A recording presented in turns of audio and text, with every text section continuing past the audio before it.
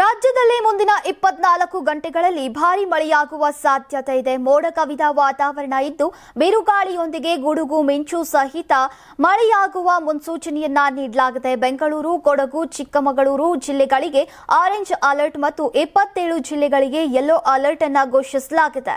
October 27ರವರೆಗೆ Karnataka ಕರಾವಳಿಯಲ್ಲಿ ಗಂಟೆಗೆ 45 ರಿಂದ 55 ಕಿಲೋಮೀಟರ್ ವೇಗದಲ್ಲಿ ಬಿರುಗಾಳಿ ಬೀಸುವ ಸಾಧ್ಯತೆ ಇದ್ದು, ಈ ಸಮಯದಲ್ಲಿ ಮೀನುಗಾರರು ಸಮುದ್ರ ಪ್ರದೇಶಗಳಿಗೆ ಹೋಗದಂತೆ ಮತ್ತು ದೈತ್ಯಾಕಾರದ ಅಲೆಗಳು ಏಳುವ ಬಗ್ಗೆ ಎಚ್ಚರಿಕೆಯನ್ನ ನೀಡಲಾಗಿದೆ.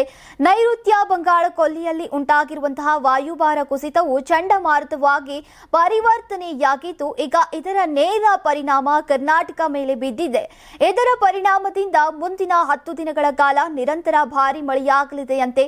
ಇನ್ನು ಅಕ್ಟೋಬರ್ 29ರವರೆಗೆ ಶೀತ ಗಾಳಿ, ಮೋಡ ಕವಿದ ವಾತಾವರಣ ಮುಂದುವರಿಯಲಿದೆ.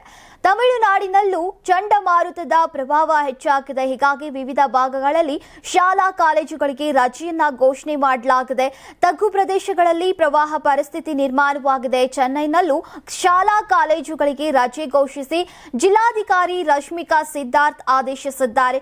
ಮುನ್ನೆಚ್ಚರಿಕೆಯಾಗಿ ವಿಲ್ಲುಪುರಂ, ರಾಣಿಪೇಟೆ, ತೂತುಕುಡಿ, ಪುದುಚೇರಿ, ಕಾರೈಕಲ್ ನಲ್ಲೂ ಕೂಡ ಶಾಲಾ ಕಾಲೇಜುಗಳನ್ನು ಕ್ಲೋಸ್ ಮಾಡಲಾಗಿದೆ. ಚೆನ್ನೈನ ಮರೀನಾ ಸಮುದ್ರದಲ್ಲಿ ಪ್ರಕ್ಷುಬ್ಧ ಸ್ಥಿತಿ ನಿರ್ಮಾಣವಾಗಿದೆ. ಈಶಾನ್ಯ ಮಾನ್ಸೂನ್ ಚುರುಕುಗೊಂಡಿದ್ದು ಕರಾವಳಿ ಭಾಗದ ಮೀನುಗಾರರಿಗೆ ಎಚ್ಚರಿಕೆಯನ್ನ ನೀಡಲಾಗಿದೆ. ಜೊತೆಗೆ ತಮಿಳುನಾಡಿನಲ್ಲೂ ಕೂಡ ಆರೆಂಜ್ ಅಲರ್ಟ್ ಮತ್ತು ಯೆಲ್ಲೋ ಅಲರ್ಟ್ ಅನ್ನ ನೀಡಲಾಗಿದೆ. ಸಿಎಂ ಸ್ಟಾಲಿನ್ ಅಧಿಕಾರಿಗಳೊಂದಿಗೆ ತುರ್ತು ಸಭೆಯನ್ನ ನಡೆಸಿದ್ದು ಮುಂಜಾಗ್ರತಾ ಕ್ರಮಗಳನ್ನ ಕೈಗೊಳ್ಳುವಂತೆ ನಿರ್ದೇಶನವನ್ನ ನೀಡಿದ್ದಾರೆ.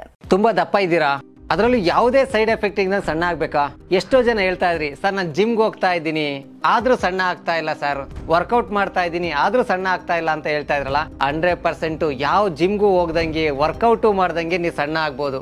ಪ್ರತಿದಿನ ಬೆಳಿಗ್ಗೆ ಸಂಜೆ 2 ಟೈಮ್ ನಮ್ಮ ಜೀನಿ ಸ್ಲಿಮ್ ನ ಯೂಸ್ ಮಾಡಿ ಯಾವುದೇ ಸೈಡ್ ಎಫೆಕ್ಟ್ ಇಲ್ದಂಗೆ ನೀವು ಸಣ್ಣ ಆಗ್ತೀರಾ. ಯಾಕೆಂದ್ರೆ ಜೀನಿ ಸ್ಲಿಮ್ ಒಂದು ಉತ್ತಮ ಆಹಾರ.